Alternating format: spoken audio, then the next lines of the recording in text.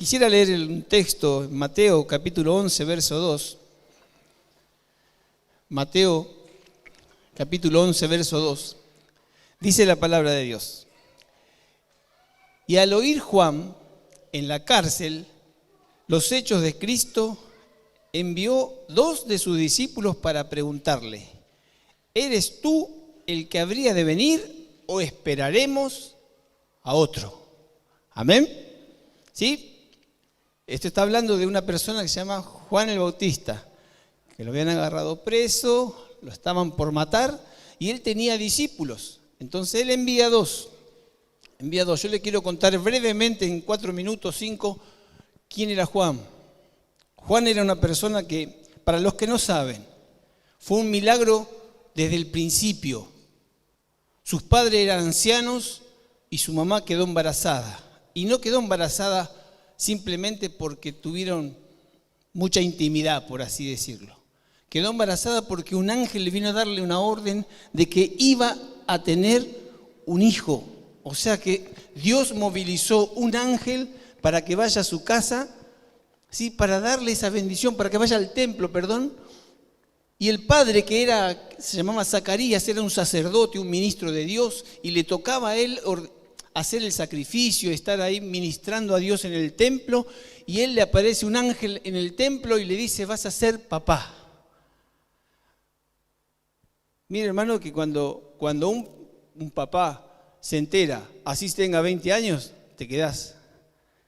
Vas a ser papá. Y lo primero que dijo es: yo ya estoy grande, y mi esposa ya hace tiempo dejó de tener las costumbres de la mujer.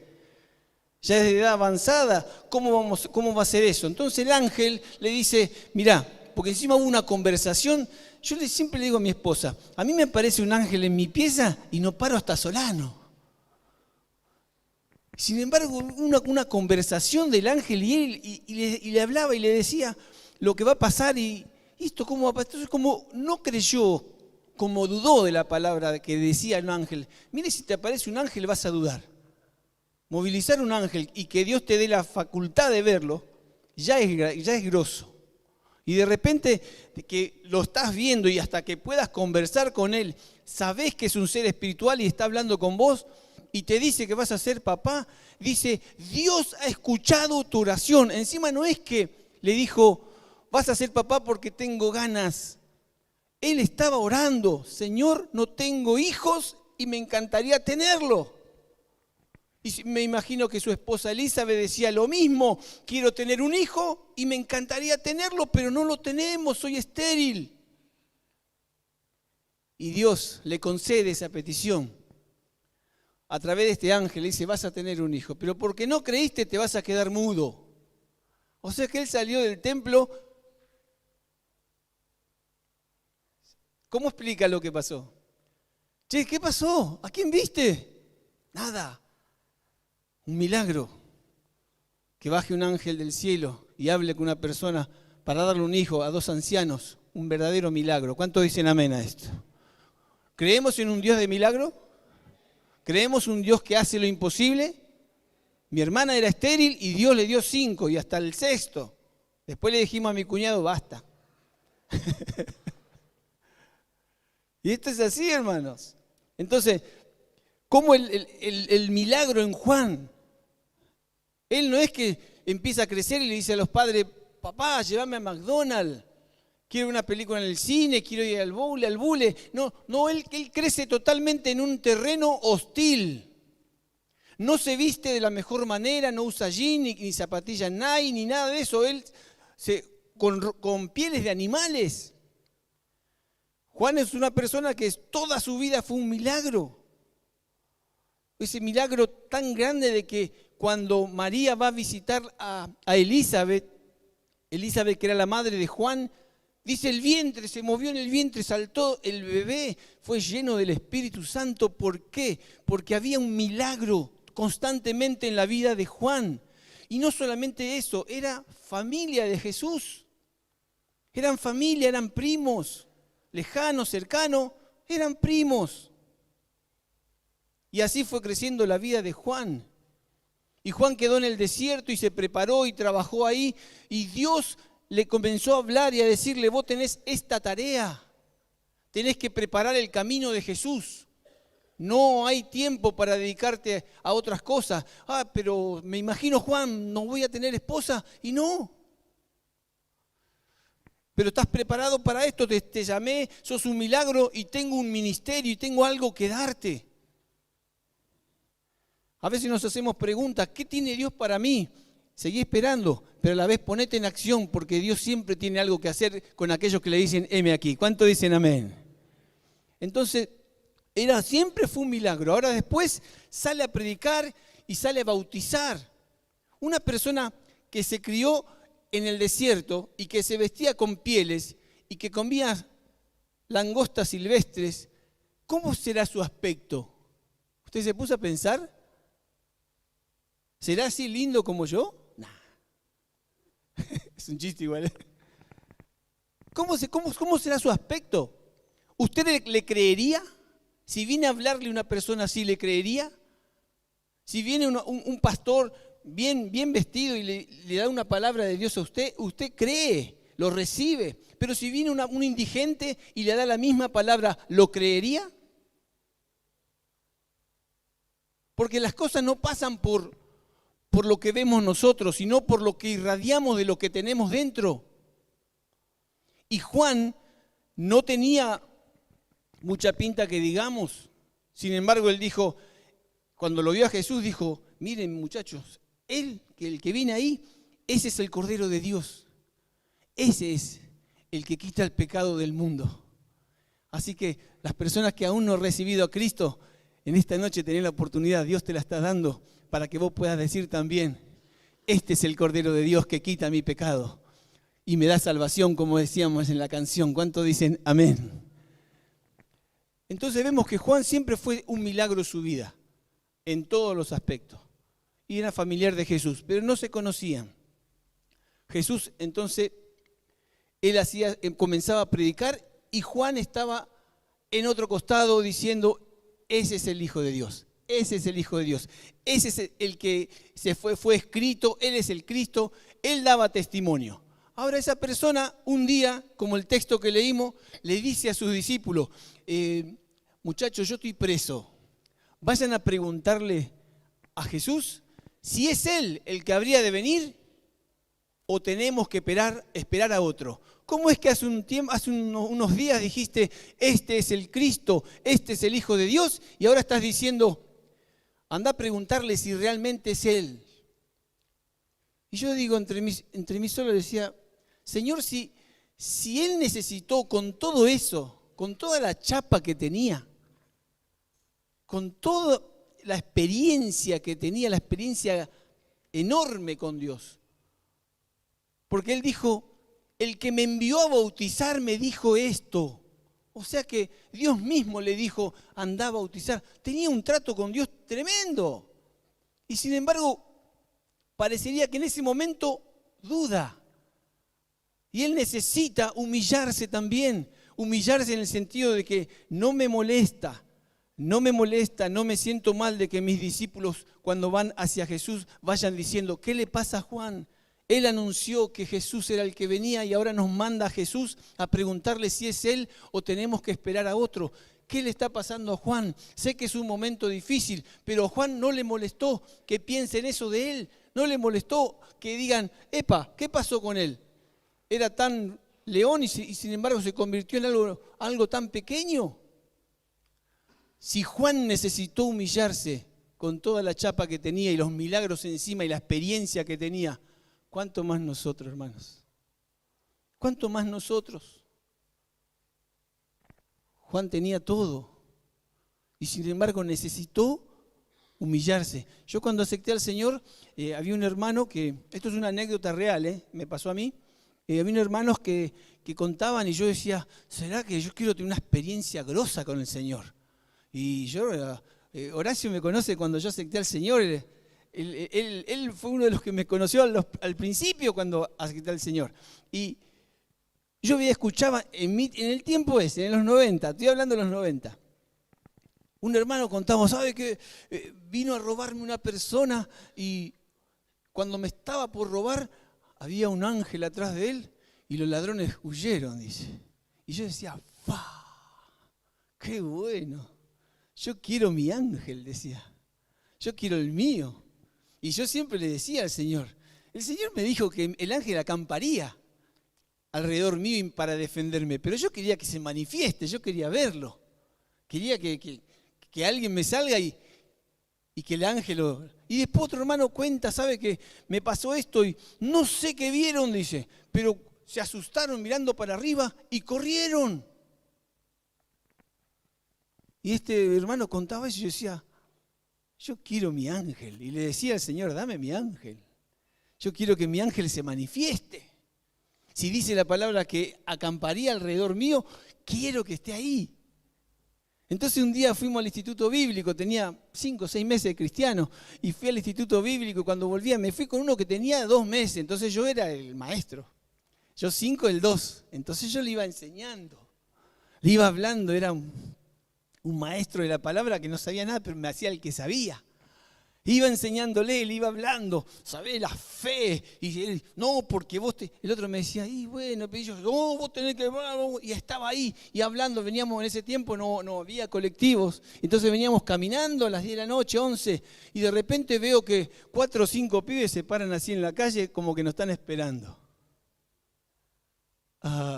Y era invierno. Mira, hermano, en 10 pasos empecé a transpirar. Porque yo decía entre mí solo, si le llego a decir, rajemos, voy a decir, ¿y la fe de este muchacho que me estaba hablando hace un rato en la otra cuadra? ¿A dónde quedó? Y si le digo, ¿qué hacemos ahora? Me quedé en esa encrucijada. Y estaba, sigamos. Igual me puse a pensar, ¿qué tengo encima? La Biblia. Si me robará la Biblia. Y los 5 pibes no se movían de la calle y yo iba hacia ellos. Y el muchacho conmigo. Estábamos los dos más asustados y íbamos hacia él, pero yo tenía que demostrar, porque tenía 3 meses más de creyente. Tenía que demostrar que yo era macho y él era macho menos. Íbamos hacia ahí. Y cuando estábamos llegando, me acordé de mi ángel. A ver si Dios me envía mi ángel. Y cuando nos acercamos como a unos 10 pasos, los muchachos empiezan a correr. Y yo estaba en la gloria. Dije, ¡mi ángel! Y me di vuelta y venía un patrullero. Esto fue así. Igual, primero mastiqué, entendí qué pasó y después le dije al muchacho, ¿viste cómo es Dios? Pero me sequé la transpiración. Porque yo creía que por la experiencia grosa que uno tiene es donde más se acerca a Dios. Pero Dios me enseñó, no es la experiencia, no es solamente el que haya visto cosas, porque personas como Juan, con toda esa experiencia, él también dudó. ¿Cómo no voy a dudar yo? ¿Cómo no voy a necesitar humillarme yo? Y la humillación no digo, venía al altar y me humillo durante 15, 20 minutos acá en el templo. La humillación es diaria, es en mi casa. Y no decir, me humillo, sino que, Señor, necesito que tu vida, la vida de Cristo, se note en mi vida, porque todo lo que hay dentro de mí necesita ser cambiado. ¿Cuánto dicen amén? Todo, no una parte, todo. Entonces cuando creo, yo me puse muchas veces a pensar, creo que mi vida es buena y la vida que tengo me parece bien, soy una persona buena y me autojuzgué yo mismo, pero siempre positivo, nunca voy a decir mis errores. Ahora mi esposa sí me lo dice. Así que si me quiere conocer, pregúntele a ella. Entonces, claro, cuando uno se juzga, empieza a decir las cosas buenas que somos. Esas cosas buenas, el Señor dijo, yo no vine a sanar lo sano, vine a sanar lo enfermo. Yo quiero cambiar lo que todavía no me entregaste, lo que todavía no cambiaste. Pero yo quería esa experiencia y quería compartir con ustedes ese testimonio del ángel. Porque sabe que cuando uno se humilla, hermano, lo que uno hace en secreto, ¿qué pasa? Cuando lo haces en secreto, Dios te recompensa en público. Y no hace falta que pongas un pasacalle. Me estoy humillando en casa. Yo tenía un hermano conocido, no, usted no lo conoce, entonces yo puedo hablar, pero libremente, que cuando ayunaba la cara, se afligía. ¿Cómo estás? Ayunando. ¿Y cuándo comenzaste el ayuno? Esta mañana. Y yo miraba el reloj, son las 10 de la mañana. En 2 horas ya estaba afligido, estaba dolido, ya le dolía la cabeza y ya estaba pensando con qué iba a cortar el ayuno. Porque no necesitamos poner un pasacalle de lo que hacemos. Si lo hacemos en secreto, Dios te recompensa en público sin que vos digas una sola palabra. ¿Cuánto dicen amén?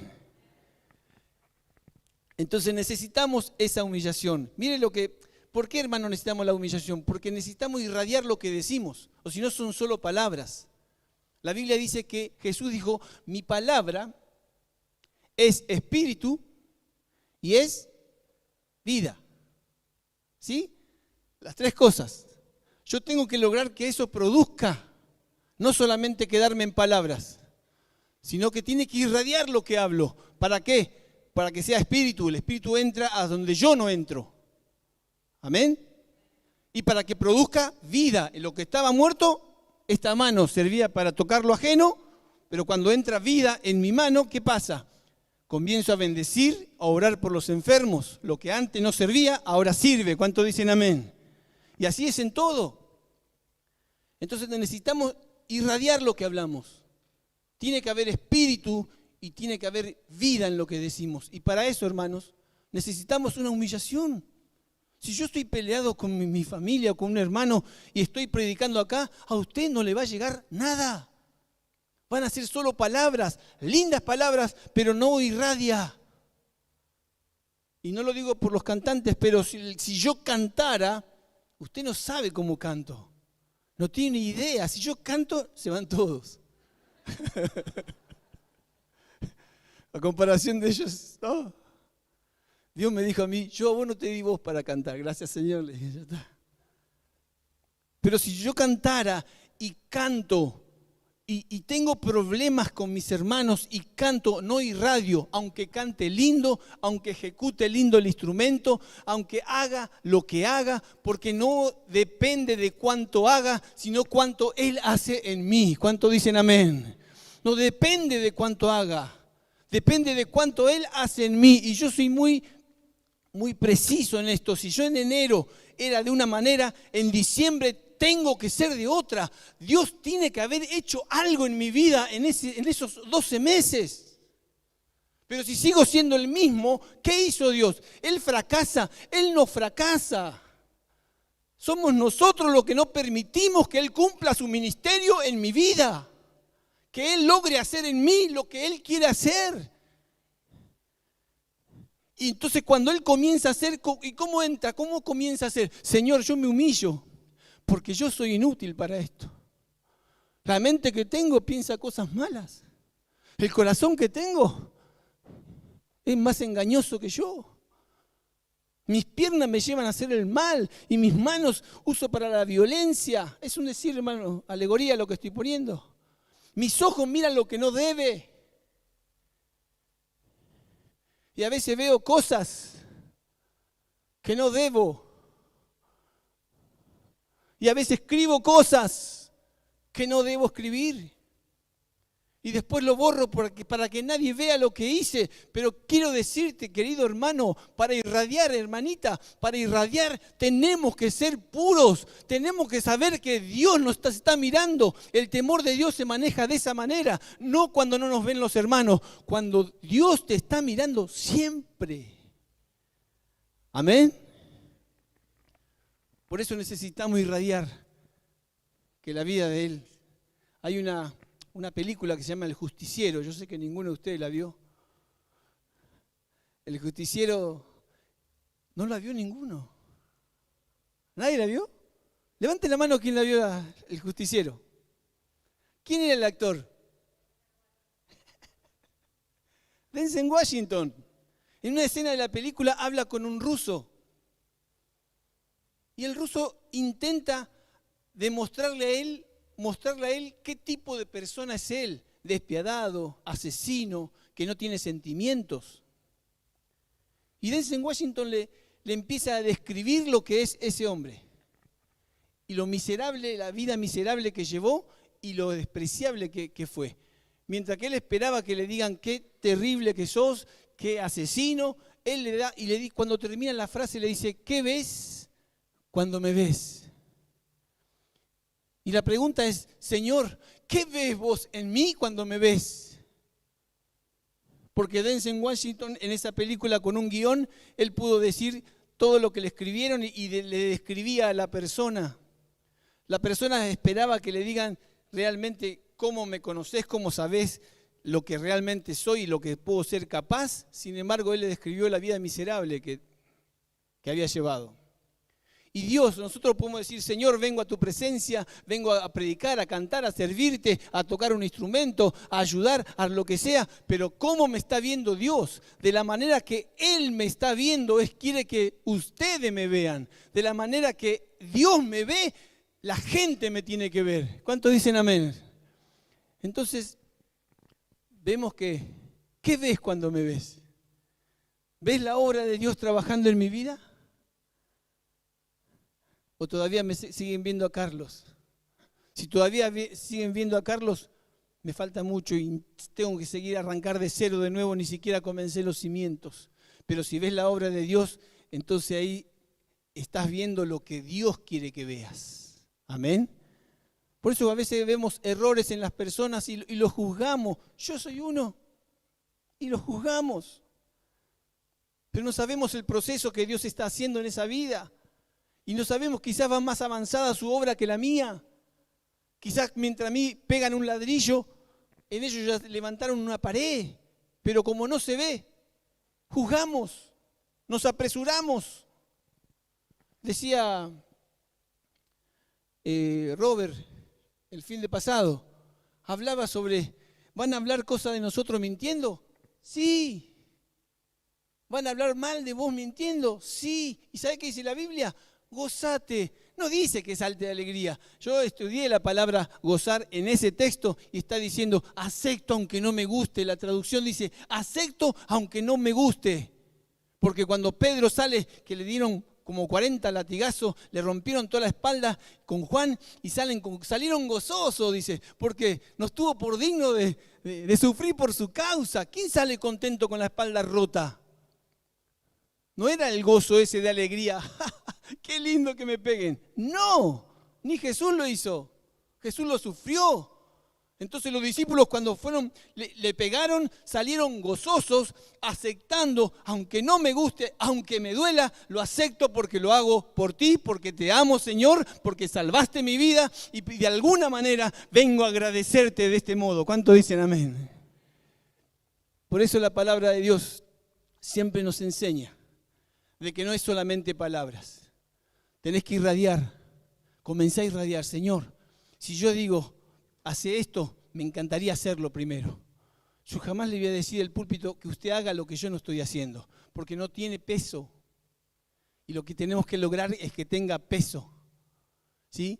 Que haya un poder de Dios que se manifieste en algo invisible, pero que le convenza a usted. Juan el Bautista con su aspecto, ¿a quién iba a convencer? A nadie. Pero él cuando hablaba, ¿qué pasaba? Que la gente creía, los saduceos venían y se bautizaban, creían en él, aunque el aspecto era de un pordiosero, pero las palabras que salían eran espíritu y eran vida. ¿Cuántos dicen amén? Y terminamos ya con esto. Dice Lucas 24:32, que antes de leer el texto, Jesús había resucitado, iba caminando y se acercó a dos discípulos, iban charlando, qué pláticas son estas que tienen entre ustedes mientras caminan, y comenzó a hablar con ellos. ¿Eres tú el único forastero que no sabe lo que pasó? Y Jesús le dice, ¿qué pasó? Y es Jesús Nazareno, que era un profeta y murió y ya hace 3 días. Era Jesús que caminaba al lado de ellos. Y a mí me encanta esta frase. Creo que el pastor que había leído algo de esto en uno de sus mensajes. Me encanta porque dice el texto, y Jesús hizo como que se iba más lejos. ¿Nunca hizo usted eso? Yo cuando quería que me inviten a comer, decía, bueno, me voy, tengo un viaje largo, quizás no encuentre nada abierto, para que me digan, quédate a cenar. Y, y después me hacía rogar un poquito. No quiero molestar. Mentira. Quiero cenar. Y dice que Jesús hizo como que se iba más lejos. O sea, la casa estaba acá, venía con los discípulos iban a entrar, y Jesús hizo como que se iba, significa...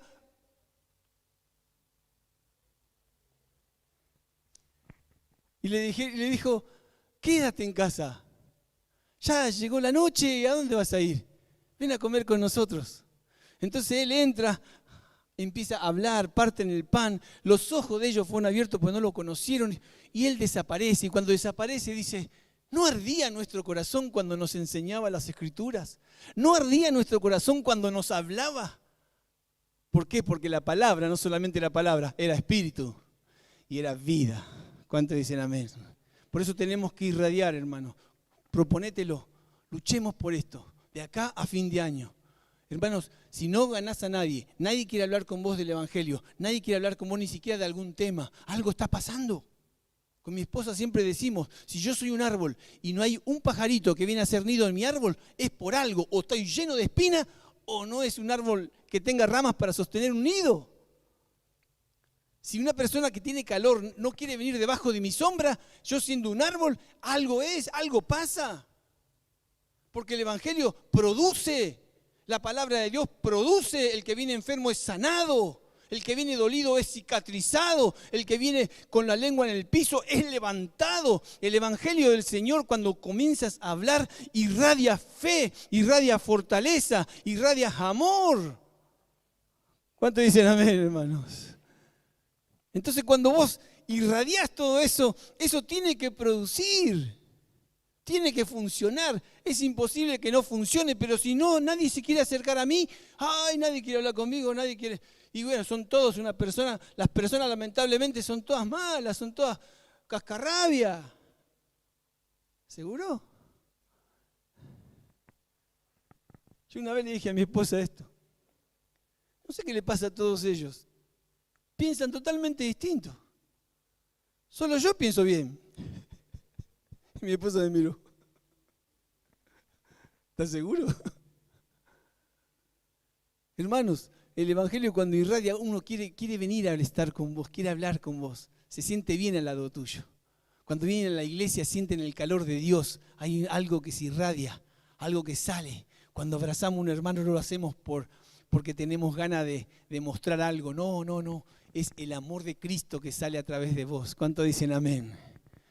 Por eso quería contarles esto, lo importante que es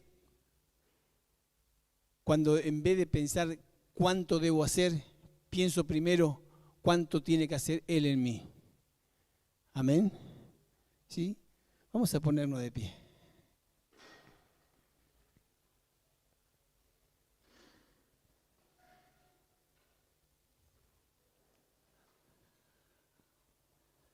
Mientras se acomodan los músicos, ¿hay alguna persona que está por primera vez? Sé que hay algunas.